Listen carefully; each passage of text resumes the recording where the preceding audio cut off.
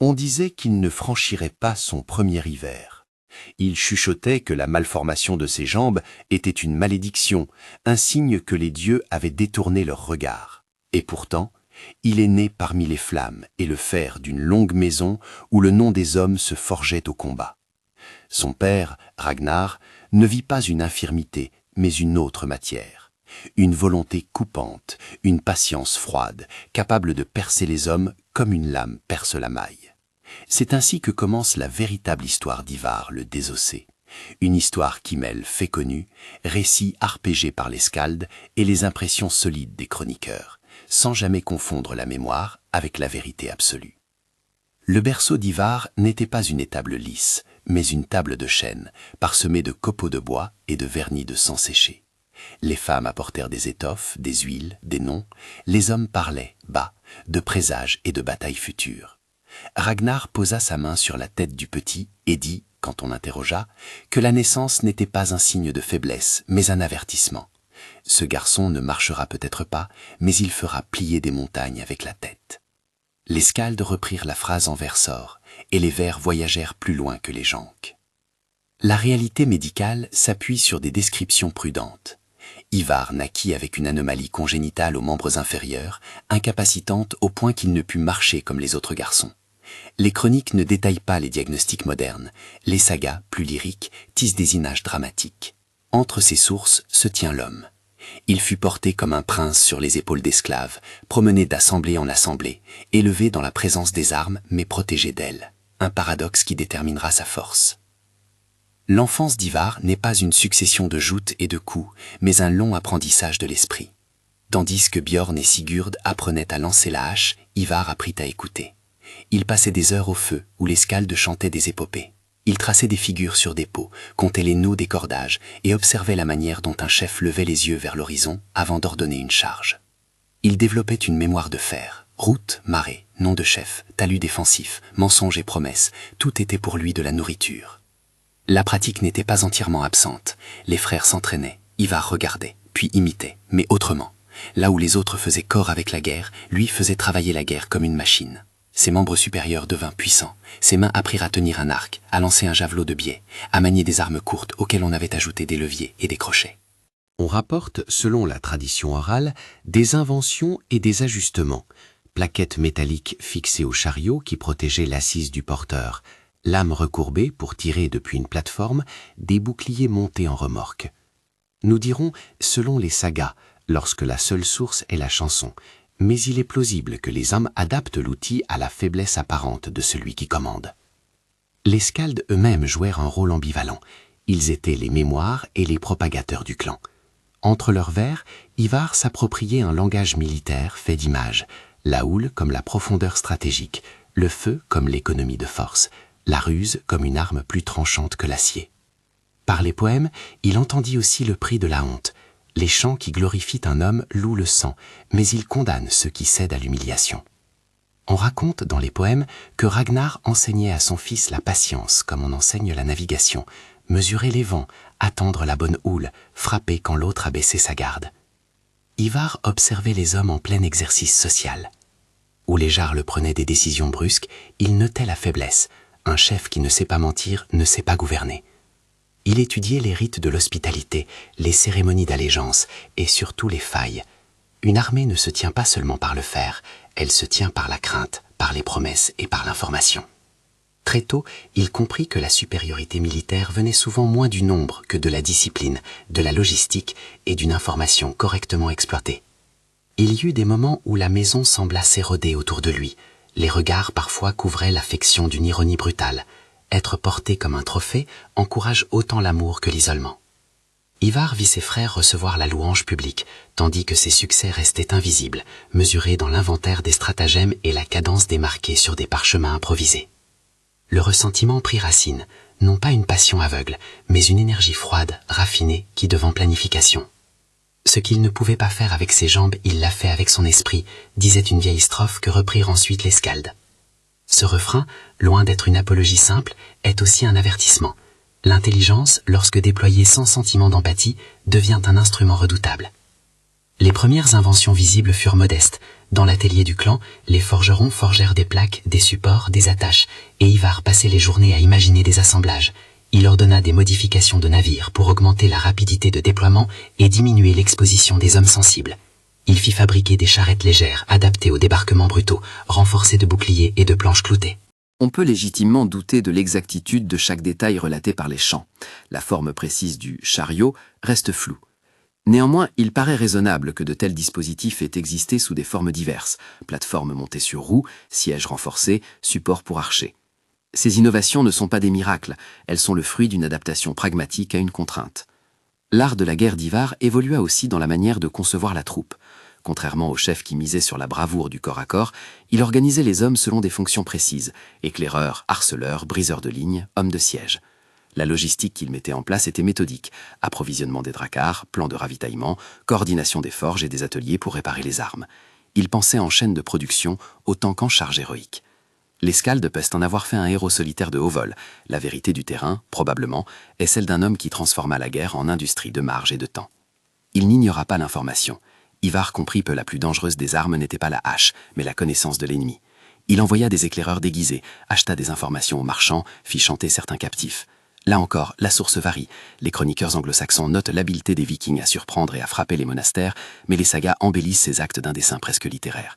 Pour être fidèles, nous dirons que la recherche d'informations fut un élément central, sans prétendre en connaître toutes les méthodes. Le raid de Lindisfarne, souvent cité comme l'étincelle qui plongea l'Angleterre dans l'effroi, est un exemple de cette fusion entre stratégie et symbolique. Selon l'Anglo-Saxon Chronicle, la frappe sur ce monastère côtier fut rapide et brutale. Les chroniques laissent entendre un pillage choquant par son audace. Les sagas, elles, lui prêtent une intention quasi prophétique, montrer la supériorité et la vulnérabilité à la fois. Quoi qu'il en soit, Lindisfarne devint un modèle. Les monastères étaient des dépôts de richesses, manuscrits enluminés, reliques, or et des nœuds de rétormation locale. Les attaquer n'était pas seulement prendre de l'argent, c'était frapper le tissu social et la mémoire d'un territoire. Ivar observait ces résultats et nota les effets secondaires. L'attaque d'un lieu sacré produisait une peur durable, mais aussi une colère qui poussait les vaincus à s'organiser différemment. Il apprit qu'il fallait parfois ménager le traumatisme pour en tirer l'avantage, humilier un rival, puis se retirer assez tôt pour que la rage se transforme en désunion. Cette dialectique entre terreur et gouvernance devint un fil conducteur dans ses méditations tactiques. La maison de Ragnar, marquée par les récits de voyage, put aussi d'être une pépinière de revanche. Ragnar lui-même finit par être pris au piège des récits. Les sagas racontent sa capture et sa mise à mort par des rois ennemis, un épisode qui devint pour ses fils une douleur transformée en résolution. Il est cependant essentiel de distinguer ce qui relève de la tradition narrative et ce que corroborent les sources contemporaines. Les sagas, écrites plus tard, amplifient souvent les motifs afin de donner une archétypie héroïque à l'histoire. Ainsi, l'idée que Ragnar fut pendu dans une fosse de serpents appartient au tissu légendaire. Elle n'est pas attestée par les chroniques contemporaines de façon certaine. Pourtant, l'impact de ce récit sur la conscience collective fut réel. Il alimentait la haine, organisa les alliances et mit en mouvement les fils de la vengeance. Ivar saisit la puissance d'une image. Si les sagas racontent ce que furent les détails, il les utilisa à son profit. La mémoire qui circule nourrit la peur. Une exécution humiliante peut être exploitée pour mobiliser jarls et hommes égarés. Et c'est ainsi que l'idée d'une grande armée prit forme. Le terme même, grande armée païen, vient des sources anglo-saxonnes et des récits contemporains. Il désigne moins une armée nationale que la coalition mouvante de chefs vikings, jarls et guerriers, un ensemble organisé pour frapper à l'échelle d'un royaume. Ivar fut l'un des architectes de cette coalition, capable de transformer des intérêts locaux en un projet commun. Comment rassemble-t-on une telle force ? Par la promesse du butin, par le prestige, par la promesse d'une vengeance juste et par la fabrication d'une légitimité. Ivar l'ouvrit en usant d'habileté politique. Il proposa des pactes matrimoniaux, il paya des mercenaires, il fit miroiter des gains fonciers. Il sut aussi parler aux jarls en termes que ceux-ci comprenaient, pouvoir, richesse et surtout la préservation de leur autonomie.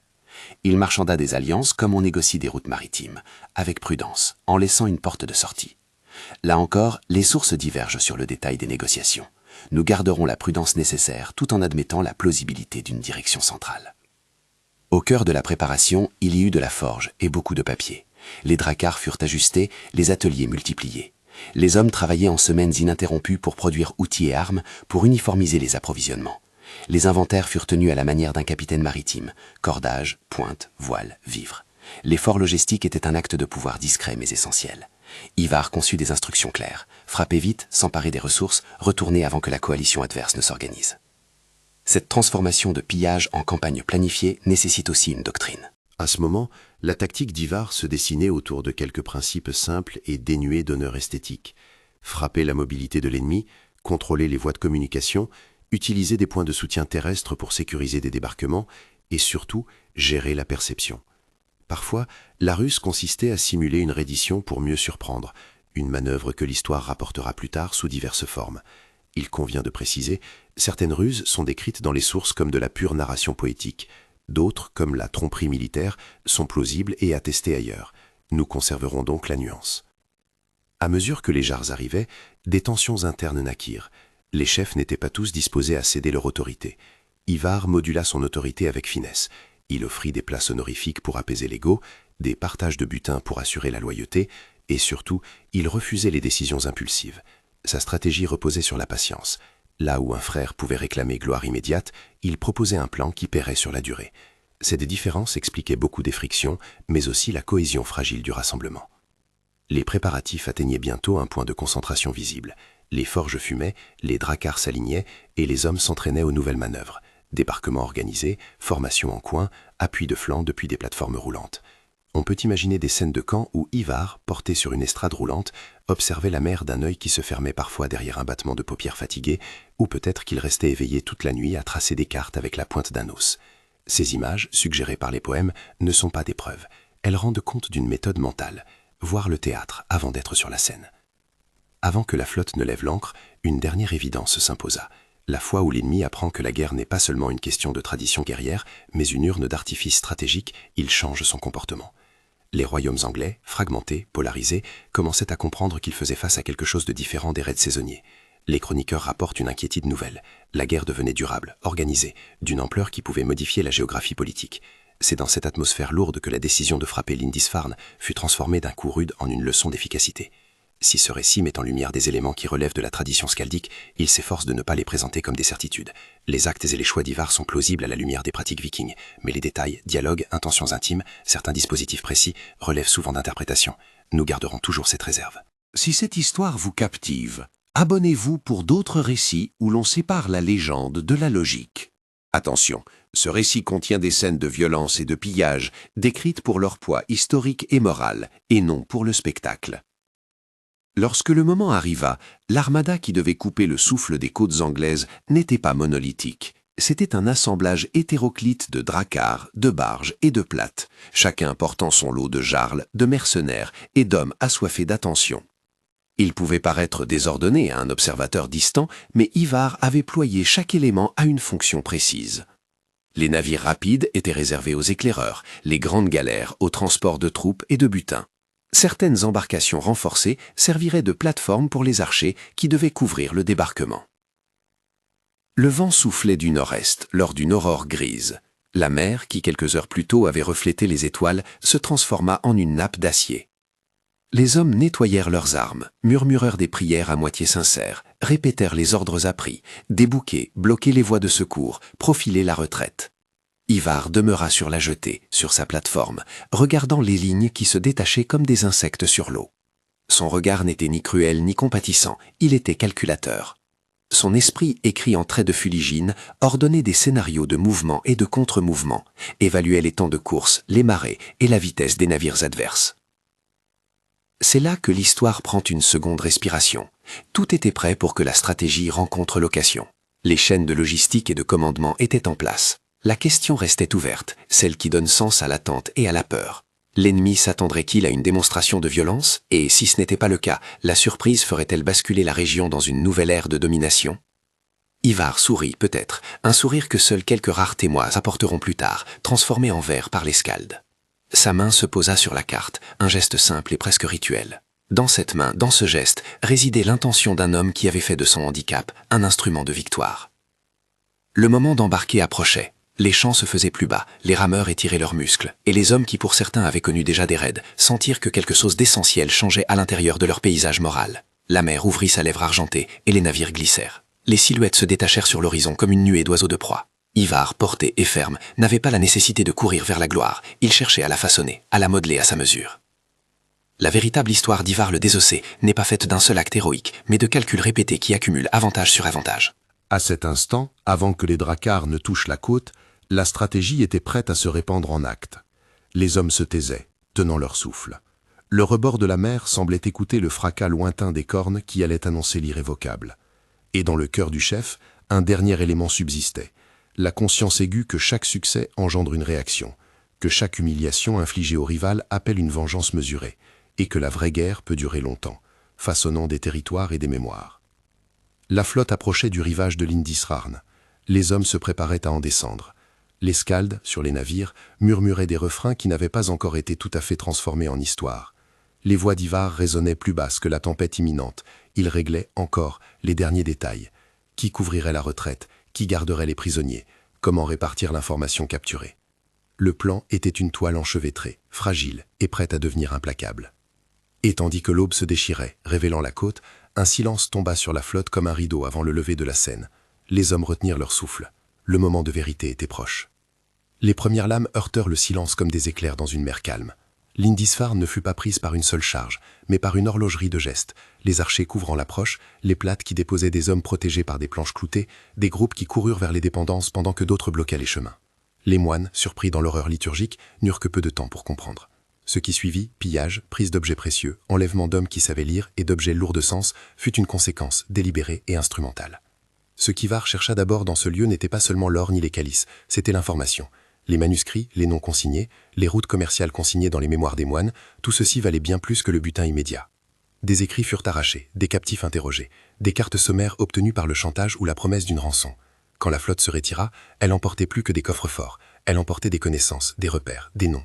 Le raid sur Lindisfarne devint ainsi paradigmatique, une démonstration de brutalité et en même temps une leçon sur la manière dont la guerre moderne se construit. Il y eut, après le repli, des débats serrés parmi les chefs. Certains réclamaient d'enfoncer la brisure infligée. D'autres, parmi eux, comprirent que l'utile n'était pas toujours dans l'excès. Ivar, fidèle à sa nature, montra que la mesure et la patience pouvaient produire des gains plus sûrs que la fureur aveugle. Il imposa une doctrine, frapper pour obtenir ce qui élargissait l'influence stratégique, information, otages, ouverture de communication. Puis se replier pour laisser aux dirigeants locaux le soin de se déchirer autour des conséquences. Puis la nouvelle de la mort de Ragnar éclata comme une flamme lâchée dans la paille. Les versions se croisent et s'empoignent. Selon certaines chroniques, il fut tué dans une bataille. Selon les sagas, il fut capturé et exécuté dans des circonstances humiliantes qui firent couler la rage comme un venin. Quoi qu'il en soit, la mémoire de Ragnar devint un levier. Ivar sut la transformer en récit politique. Là où d'autres s'en remettraient aux lamentations, il fit courir la colère comme un instrument de rassemblement. Les jarls, les hommes en marge, ceux qui cherchaient profit et ceux qui voulaient justice, trouvèrent une cause commune. Venger Ragnar, ou du moins utiliser ce prétexte pour prendre ce qui était à prendre. La formation du grand armée païen fut moins une révolution de masse qu'un achèvement patient. Ivar négocia, paya et menaça avec l'économie d'un homme d'État plutôt que l'emportement d'un chef de guerre traditionnel. Il offrit des partages de butin, des promesses de terre, des positions honorifiques, des alliances matrimoniales. Il sut mettre en scène la revanche comme une promesse de gain et d'honneur. Progressivement, des cohortes de jarls se rassemblèrent sous des bannières diverses mais convergentes. Le mot « grand », utilisé plus tard par des chroniqueurs pour nommer cette coalition, traduit moins l'homogénéité d'une armée nationale que l'ampleur d'un projet collectif. Les préparatifs logistiques occupèrent des mois de travail silencieux. Ateliers de réparation, accumulation de vivres, maintenance des greffes des navires, réparation des voiles, standardisation des pointes et des outils. Ivar organisa des listes d'approvisionnement, des itinéraires de débarquement alternatifs, des protocoles pour le traitement des prisonniers et une doctrine de partage des responsabilités. On préparait non seulement la bataille, mais la suite après la bataille, la capacité à tenir, à administrer et, si nécessaire, à s'implanter. La campagne qui suivit prit la forme d'une progression méthodique. East Anglia fut souvent la première terre à tomber devant la pression systématique. Là, la figure d'Edmund d'Anglen surgit dans les récits anglais comme un martyr. Selon une version des chroniques, il refusait de se plier et fut exécuté, devenant un symbole. Les sources anglo-saxonnes relatent des pertes et une humiliation qui galvanisèrent à leur tour des volontés de résistance. Pour Ivar, East Anglia n'était pas une fin, mais une entrée. Par la soumission ou l'ébranlement de ses royaumes, il ouvrait des brèches pour frapper plus loin. Northumbria devint bientôt un autre théâtre. Les jarls prirent conscience qu'il ne suffisait plus de repousser un raid saisonnier. Il fallait désormais défendre des centres urbains et des voies fluviales qui garantissaient la vie économique. York, riche et stratégique, attira l'attention. Là encore, les méthodes d'Ivar se montrèrent à la fois froides et ingénieuses. Il employa la ruse, la supériorité informationnelle et la pression psychologique. Les chroniques parlent d'un siège où la discipline et la préparation des assiégeants prirent le pas sur la bravoure isolée. Ivar transforma les hommes en unités spécialisées. Certains tenaient la pression, d'autres coupaient les voies de ravitaillement, d'autres encore cherchaient à fracturer la cohésion intérieure par des promesses ou des terreurs ciblées. Le siège de York, dans les récits, se situe au centre d'une mosaïque de gestes. Négociations simulées, trahison possible et, selon les vers des skalds, des actes de vengeance calculés. Les chroniqueurs anglo-saxons notent la chute de la ville et l'occupation de certains postes clés. Les sagas, plus tardives, compteront la capture d'elle et la chute dans le puits de serpent, une image désormais indissociable de la vengeance viking. Il est nécessaire de le répéter, ce dernier épisode appartient pour une large part au domaine de la légende. Les sagas façonnent les émotions et les archétypes, elles rendent visible l'efficacité punitive d'un peuple par un acte monstrueux. Les chroniqueurs contemporains plus sobres rapportent des exécutions et des châtiments, mais sans l'emphase symbolique du puits de serpent. Nous devons donc maintenir la distinction. L'image du puits fonctionne comme une métaphore puissante de la vengeance, plus que comme un fait établi. Pour Ivar, la vengeance n'était jamais gratuite. Chaque action symbolique servait à rassembler et à terroriser. Mais il savait aussi qu'un régime fondé uniquement sur la terreur est fragile. La terreur mobilise, mais elle aliène, elle fait des ennemis. Ainsi commença, parallèlement aux conquêtes, la tentative de mise en place d'une gouvernance sur les territoires conquis. Installation d'hommes loyaux, établissement de garnisons, partage des terres et des ressources.